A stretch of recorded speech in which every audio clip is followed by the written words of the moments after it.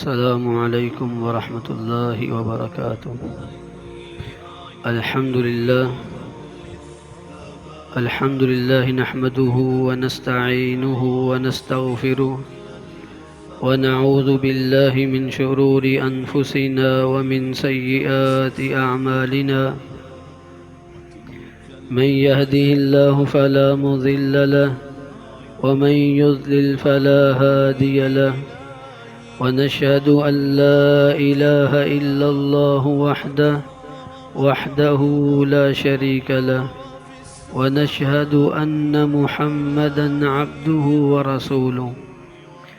أما بعد فإن خير الحديث كتاب الله، وخير الهدي هدي محمد صلى الله عليه وسلم، وشر الأمور محدثاتها، وكل محدثة بدعة، وكل بدعة ضلالة، وكل ضلالة في النار. يا أيها الذين آمنوا اتقوا الله حق تقاته ولا تموتن إلا وأنتم مسلمون. يا أيها الناس اتقوا ربكم الذي خلقكم من نفس واحدة وخلق منها زوجها وبث منهما رجالا كثيرا ونساء، واتقوا الله الذي تساءلون به والأرحام إن الله كان عليكم رقيبا. يا أيها الذين آمنوا اتقوا الله وقولوا قولا سديدا يصلح لكم أعمالكم ويغفر لكم ذنوبكم، ومن يطع الله ورسوله فقد فاز فوزا عظيما. اللهم صل وسلم على عبدك ورسولك نبينا محمد. أما بعد فأعوذ بالله السميع العليم من الشيطان الرجيم. قل إن صلاتي ونسكي ومحياي ومماتي لله رب العالمين. وقال الله جل وعلا: فصل لربك وانحر. ہر قسم کی حمد و ثنا، کبریائی، بڑائی، تعریفات، تمجیدات اللہ رب العالمین کی ذاتی ببرکت کے لیے، بے شمار لا تعداد درود و سلام امام الانبیاء سید المرسلین جناب محمد الرسول اللہ صلی اللہ علیہ وآلہ وسلم کی ذات اقدس کے لیے اللہ کی توفیق سے جس موضوع کو میں آپ احباب کے سامنے بیان کرنا چاہتا ہوں وہ ہے قربانی کے مسائل۔ رب تعالیٰ نے فرمایا کہ قل ان صلاتی ونسکی ومحیای ومماتی للہ رب العالمین، اے میرے محبوب کہہ دیجئے یقیناً میری نماز، میری قربانی، میرا جینا، میرا مرنا صرف و صرف اللہ رب العالمین کے لیے ہے۔ اور دوسری جگہ فرمایا فصل لربک وانحر، اپنے رب کے لیے نماز پڑھیے اور قربانی کیجیے۔ قربانی کا عمل آدم علیہ السلام سے چلا آ رہا ہے۔ رب تعالیٰ نے قرآن کریم میں فرمایا وَاتْلُ عَلَيْهِمْ نَبَأَ بَنِي آدَمَ بِالْحَقِّ إِذْ قَرَّبَا قُرْبَانًا، کہ میرے محبوب ان پر تلاوت کیجئے آدم علیہ السلام کے دو بیٹوں کا واقعہ جب دونوں نے قربانی پیش کی۔ تو ہر امت میں قربانی کا عمل رہا ہے، لیکن اس امت کے اندر قربانی کا عمل سیدنا ابراہیم علیہ السلام کی سنت کے مطابق اپنے جانور کو اللہ کی راہ میں قربان کرنے کی شکل میں ہے۔ سابقہ امتوں میں مال غنیمت یا قربانی اسے کھلے میدان میں رکھ دیتے جس کی قربانی، جس کا مال غنیمت قبول ہوتا، آسمان سے آگ اترتی اسے جلا کر راہ کر دیتی۔ لیکن اس امت کا یہ خاصہ ہے کہ رسول اللہ صلی اللہ علیہ وسلم وحلت لی الغنائم، اللہ نے میرے لیے مال غنیمت کو حلال قرار دیا ہے، اور قربانی یہ بھی ہمارے لیے حلال قرار دی ہے۔ اور اللہ تعالیٰ نے اس کائنات کے اندر جتنی بھی چیزیں پیدا کی ہیں، جو جمادات ہیں ان کو اللہ تعالیٰ نے نباتات کے لیے مسخر فرمایا، اور نباتات کو حیوانات کے لیے اللہ نے مسخر فرمایا، اور حیوانات کو انسانوں کے لیے، اور انسان کو صرف اور صرف اپنی بندگی کے لیے مسخر فرمایا ہے۔ اور اس قربانی کا فلسفہ جاہلیت کے لوگ سورج، چاند، ستاروں کی عبادت کرتے تھے۔ رب تعالیٰ نے حکم دے دیا لا تسجدوا للشمس ولا للقمر واسجدوا للہ الذی خلقہم، تم سورج، چاند، ستاروں کو سجدہ نہ کرو، بلکہ اس ذات کو سجدہ کرو جس نے ان کو پیدا کیا ہے۔ جاہلیت کے لوگ بڑے بڑے مقابر پر، مزارات پر، بت خانوں پر نیکی سمجھ کر، عبادت سمجھ کر سفر کرتے تھے۔ اللہ تعالیٰ نے اپنے پیارے پیغمبر علیہ السلام کی زبان نبوت کے ذریعے یہ سب کام منع فرما دیے، اور فرمایا لا تشد الرحال الا الی ثلاثۃ مساجد، عبادت کی غرض سے، نیکی کی غرض سے، نیکی کا ارادہ لے کر کسی بھی جگہ کو مقدس سمجھ کر سفر کرنا تم پر حرام ہے، سوائے 3 مسجدوں کے، مسجد حرام، مسجد نبوی اور مسجد اقصی۔ اس کے علاوہ کسی مقابر کی طرف یا کسی مزار کی طرف نیکی سمجھ کر، عبادت سمجھ کر سفر کرنا یہ حرام قرار دیا گیا ہے۔ جاہلیت کے لوگ اپنے مالوں کو بتوں پر قربان کرتے، نظر و نیاز کرتے۔ اللہ تعالیٰ نے اپنے بندوں کو زکوٰۃ کا حکم دیا، نفلی صدقات کا حکم دیا۔ جاہلیت کے لوگ حام، بحیرہ، صائبہ، وسیلہ قسم کے جانوروں کو اپنے بتوں کے نام پر چھوڑتے تھے، بتوں کے لیے قربان کرتے۔ اللہ تعالیٰ نے ان سب کو حرام قرار دیا، اور اللہ نے قربانی کا حکم دیا کہ اپنے جانوروں کی قربانی اللہ کے لیے پیش کرو، اور میں فصل لربک وانحر، اپنے رب کے لیے ہی نماز پڑھی اور اپنے رب کے لیے ہی قربانی کیجیے۔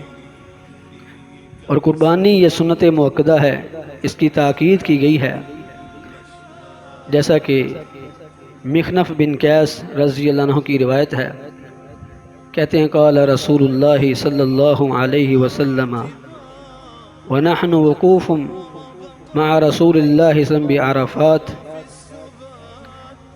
رسول اللہ صلی اللہ علیہ وسلم نے ہمیں حکم دیا جب کہ اس وقت ہم عرفات میں رسول اللہ صلی اللہ علیہ وسلم کے ساتھ وقوف کیے ہوئے تھے، عرفات میں ٹھہرے ہوئے تھے، اور فرمایا کہ یا ایھا الناس ان علی کل اہل بیت فی کل عام اضحیہ، کہ لوگوں ہر گھرانے پر سال میں 1 مرتبہ جانور کو ذبح کرنا ہے، ہر گھرانے پر،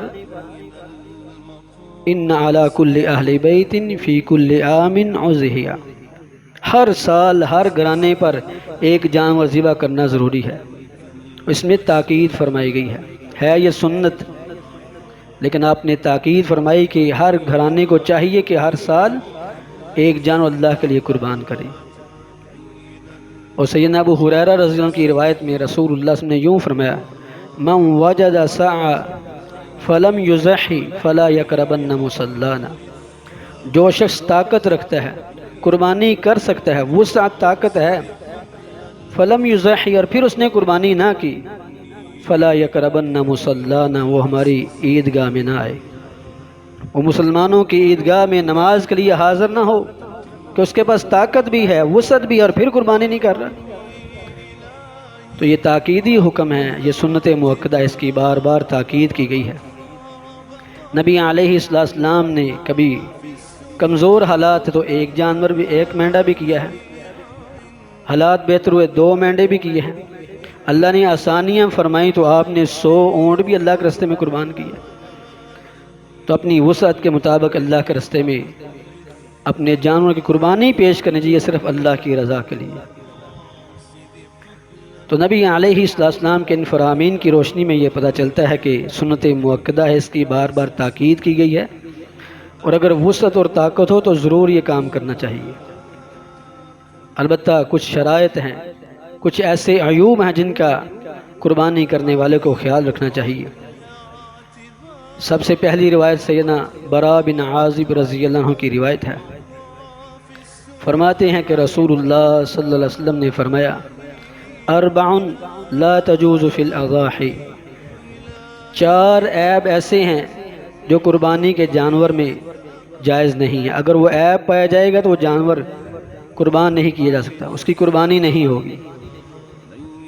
اربع لا تجوز فی الاضاحی، 4 قسم کے عیب قربانی کے جانور میں وہ جائز نہیں ہے، اور ایسا جانور قربان نہیں کیا جا سکتا، قربانی میں نہیں لگے گا۔ فرمایا کہ العوراء البین اعورها، فرمایا بھینگا جانور جس کا بھینگا پن واضح ہو۔ اگر کوئی جانور بھینگا ہے، اس کی آنکھوں میں یہ عیب پایا جاتا ہے تو وہ قربانی میں جائز نہیں ہے۔ دوسرا والمریض البین مرضها، ایسا بیمار جانور جس کی بیماری واضح ہو، بیمار ہو گیا اور بیماری کی وجہ سے کمزور ہونا شروع ہو گیا، چلتا پھرتا نہیں، کھاتا نہیں ہے، کھڑا رہتا ہے یا بیٹھا رہتا ہے، اور اس کی بیماری محسوس ہو رہی، سامنے نظر آ رہی ہے، اگر بیماری واضح ہو تو بیمار جانور بھی اللہ کے راستے میں قربان نہیں کیا جا سکتا۔ فرمایا والعرجاء البین ضلعها، لنگڑا جانور جس کا لنگڑا پن واضح ہو، چلے تو لنگڑائے، فرمایا اگر اس کا لنگڑا پن واضح ہو تو وہ بھی قربانی کے اندر جائز نہیں ہے۔ بھینگا جانور، بیمار جانور، اور تیسرا والارجاء البین ضلعها، لنگڑا جانور جب چلے تو لنگڑائے اور اس کا لنگڑا پن واضح ہو تو وہ جائز نہیں ہے۔ تیسرا والکثیر التی لا تنکی، فرمایا ادھیڑ عمر کا جانور، التی لا تنکی جس کی ہڈیوں میں مکھ بھی نہیں رہی، لاغر ہو چکا ہے، ادھیڑ عمر کو پہنچ چکا ہے، تو ایسا جانور قربانی کے اندر جائز نہیں ہے۔ یہ رسول اللہ صلی اللہ علیہ وسلم نے 4 عیب گنوائے ہیں کہ اگر یہ عیب پائے جائیں گے تو جانور جائز نہیں ہے قربانی کے لیے۔ دوسری روایت سیدنا علی رضی اللہ عنہ کی روایت ہے، فرماتے ہیں کہ امرنا رسول اللہ صلی اللہ علیہ وسلم ان نستشرف العین والاذن، اللہ کے رسول صلی اللہ علیہ وسلم نے ہمیں حکم دیا کہ ہم اچھی طرح جانور کے کان دیکھیں، اس کی آنکھیں دیکھیں، اس کی آنکھوں میں عیب نہ ہو، یعنی بھینگا پن نہ ہو، والاذن، اور اس کے کان چیک کریں، اس کے کانوں کے اندر کوئی عیب نہ ہو، ولا نزحیہ بمقابلہ ولا مدابرہ ولا شرقاء ولا خرقاء، اور 4 قسم کے عیب آپ نے کان کے لحاظ سے گنوائے۔ فرمایا کہ اللہ کے رسول نے ہمیں حکم دیا کہ ولا نزحیہ بمقابلہ، ایسے جانور کو ذبح نہ کریں جس کا شروع سے کان کٹا ہو،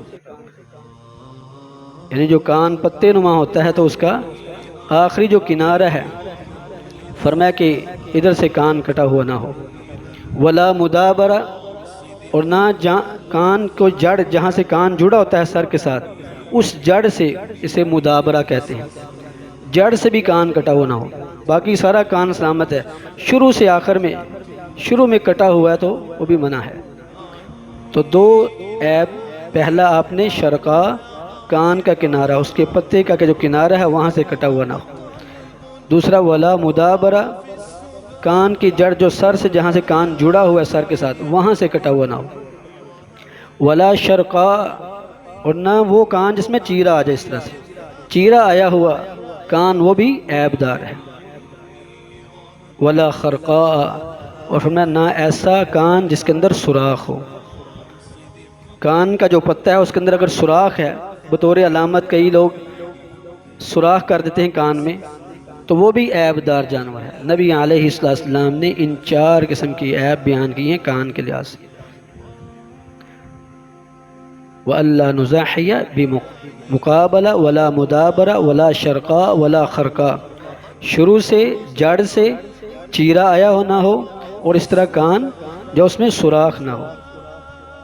بس اوقات ایسا ہوتا ہے کہ جو دیسی بکرے ہوتے ہیں ان کے کان ذرا لمبے ہوتے ہیں، اور بچپن میں کسی بچے کا کان اپنی ماں کے پاؤں تلے آ جاتا ہے اور تھوڑا سا ٹک لگ جاتا ہے، یا جیسے آگے سے کھایا ہوا تھوڑا بہت، تو ایسا کان جس کا کٹا ہوا واضح نہیں، تھوڑا بہت کنارے سے تھوڑا سا بھرا ہوا ہے، تو وہ جائز، اس میں کوئی قباحت نہیں ہے۔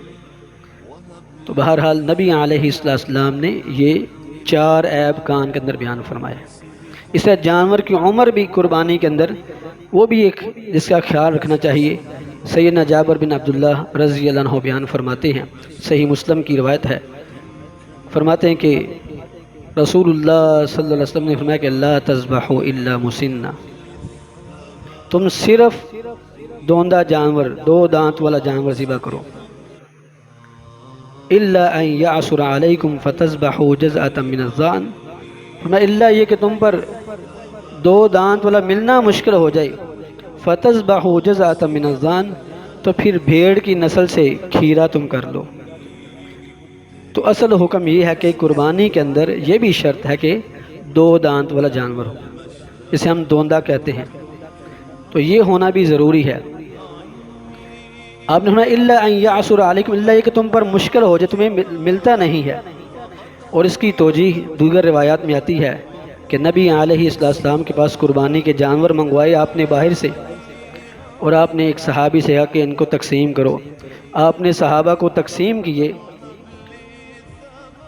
سب تقسیم ہو گئے، صرف ایک کھیرا جانور بچا۔ مجاشع رضی اللہ عنہ نے کہا اللہ کے رسول سب جانور میں نے تقسیم کر، ایک کھیرا بچ گیا ہے اور میرے لیے اور کچھ نہیں ہے۔ تو آپ نے فرمایا کہ اذبح ولا تجزی عن احد بعدک، تم ذبح کر لو، تیرے علاوہ کسی کے لیے جائز نہیں ہے۔ یا پھر اس بندے کو آپ نے اجازت دی کہ اللہ کے رسول صلی اللہ علیہ وسلم عیدگاہ کی طرف جا رہے تھے اور دیکھا کہ جانور ذبح ہوا ہے، اور میں کہ من ذبح قبل صلاتنا هذه فليذبح مكانها اخرى، جس نے ہماری عید کی نماز پڑھنے سے پہلے جانور ذبح کر لیا، فليذبح مكانها اخرى، تو اسے چاہیے کہ اس کی جگہ اور جانور ذبح کرے۔ وہ جانور جو عید کی نماز سے پہلے ذبح ہوا وہ قربانی میں نہیں لگے گا۔ اس صحابی نے عرض کہ اللہ کے رسول میرے گھر میں ایک کھیرا جانور ہے اور کوئی ہے نہیں، نہ میں لے سکتا ہوں۔ تو آپ نے فرمایا کہ تم نے پہلے شرط کے مطابق کیا لیکن غلط وقت پر کر لیا، تو آپ نے فرمایا کہ تیرے لیے گنجائش ہے۔ تو یہ مشقت کی صورت جو حدیث میں ملتی ہے کہ اگر کوئی بندے نے جانور خریدا عین قربانی کے دن یا اس سے 1 دن پہلے وہ فوت ہو گیا، اب اس کے پاس 2 دانت والا خریدنے کی طاقت ہی نہیں ہے، تو وہ کھیرا کر لے تو اس کے لیے گنجائش ہے۔ یا پھر اگر 2 دانت والا ملتا ہی نہیں ہے، ممکن نہیں ہے، لیکن یہ آج ناممکن ہے کہ 2 دانت والا ملے نہ۔ اگر کوئی بندہ یہ کہ میرے پاس پیسے اتنے کہ میں کھیرا خرید سکوں، اس پر قربانی واجب ہی نہیں ہے۔ تو بہرحال نبی علیہ السلام کہ لا تذبحوا الا مسنہ، تم صرف 2 دانت والا جانور ذبح کرو۔ اور اونٹ کے اندر 2 دانت والا وہ ہوتا ہے جس کی عمر 5 سال مکمل ہو جائے، جس کی عمر 5 سال مکمل ہو جائے تو وہ اونٹ مسنہ ہو جاتا ہے، 2 دانت والا ہو جاتا ہے۔ اور گائے اور بھینس کے اندر وہ جانور جو 2 سے 2.5 سال کا ہو جائے، جس کی عمر 2 سے 2.5 سال ہو جائے تو وہ دوندہ ہو جاتا ہے۔ اور بھیڑ اور بکری کی نسل سے جو 1.25 سال کا ہو جائے تو وہ جانور دوندہ ہے، مسنہ ہے، وہ جانور ذبح کیا جا سکتا ہے۔ تو یہ شرط بھی رسول اللہ صلی اللہ علیہ وسلم نے قائم فرمائی ہے، جبکہ عقیقے کے اندر ایسی شرط نہیں ہے۔ قربانی کے اندر دوندہ ہونا، 2 دانت والا ہونا، یہ بھی شرط ہے، اس کا خیال رکھنا چاہیے۔